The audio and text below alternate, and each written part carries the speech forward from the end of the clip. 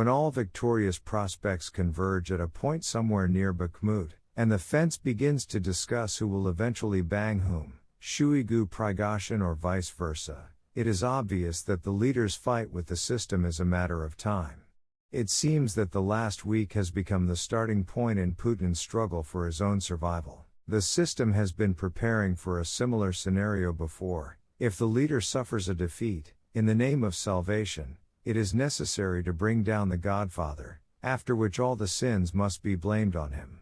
A vivid example is the wringing of hands by Bulgars and other good Russians. It's not us, it's all Putin, but the people are a victim, an innocent lamb sent to the slaughter.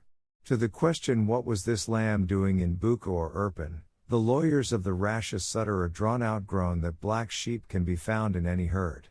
Putin knows that he can be leaked, and plays ahead of the curve. He announces at the FSB board about the need for new total purges. He still hopes to tire the West and exhaust Ukraine by dragging out the war and pushing through the option of negotiations. The main thing is to seat Zelensky at the table, and there you can twist and turn and wriggle like a snake in a new clearing of political illusions.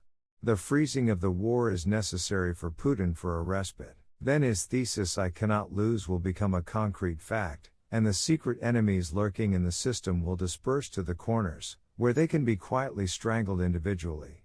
But, while there are active hostilities, it is urgent to tighten the screws inside the cave. The upcoming offensive of the armed forces of Ukraine will certainly be large-scale and extremely painful for Putin. Crimea will certainly not be greeted, so it is better to play preemptively, urgently cleaning out all the disloyal who are able to raise a riot. All these demonstration sorties of the muddy Russian volunteer corps with their visits to the Bryansk region and the same magical disappearance are a clear signal to the anti-Putin wing of the system. We are starting to shake the bald throne. Not for nothing that one day there were videos with appeals from clean, well-groomed fighters of this strange corps and some resistors in the Crimea, with machine guns in broad daylight, pushing a speech to the camera. Moreover, a speech with clearly Zonian turns, and a reference to the Bryansk events. Respect and respect, handsome men. And this is the language of the system that signals, we have begun to tear down the bunker, lads, join us. Putin held an emergency meeting of the Security Council. Being poorly prepared, he spoke some nonsense about historical memory and language.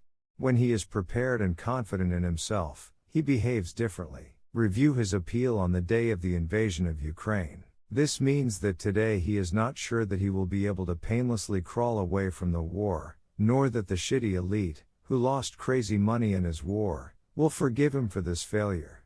What does Deripaska carry at the Krasnoyarsk Forum? What kind of reduction of the security forces is he talking about? The guy takes a big risk, hinting at the creation of an anti-Putin party of moneybags. At this time, some ownerless drones fly deep into the cave, fall and explode already in Kolomna, and this is very close to Moscow. And the opinion of the lads may be inclined to believe that Putin started all this, imagining himself a demiurge of geopolitics, and mediocrely lost. And the guilty bandits traditionally put on the pen. But such an ending is not included in the plans of the bankrupt commander. He still hopes to beat everyone. Carte blanche for the FSB is the provision of a full range of powers. Korolev used to be the master of the country, and now his department becomes the most powerful in the cave. It is ordered to caulk every corner. The latest laws are on the way, declaring all those who left the enemy, and their property subject to confiscation. It doesn't matter that the concreted cave will very quickly break away from the civilized world, leaving for a parallel reality, multiplied by mysticism. For a couple more decades, Putin is quite capable of controlling swamp reptiles and other goblin, demonstrating strength exercises from a bunker. Nobody wants a nuclear war, right? Biden, do you want? Macron? Schultz? They don't want Medvedevka and Putin either, so leave our orthodox Taliban alone. Blinken, having met with Lavrov literally for 10 minutes, stated that the rhetoric of the Russians has not changed, and they continue to stick to their schizo-fascist line. Historical memory, Russian world, self-identification, separate civilization. So they, under these conversations, will rot on the sidelines of the world, receiving bits of yesterday's technologies from China and labor from North Korea. This is in case Putin winds the guts of his enemies around his own fist. And if the dissatisfied lads get ahead and beat the bald one, there will be some new energetic fellow who will rebuild the facade again and declare the peaceful intentions of society, crying about past mistakes.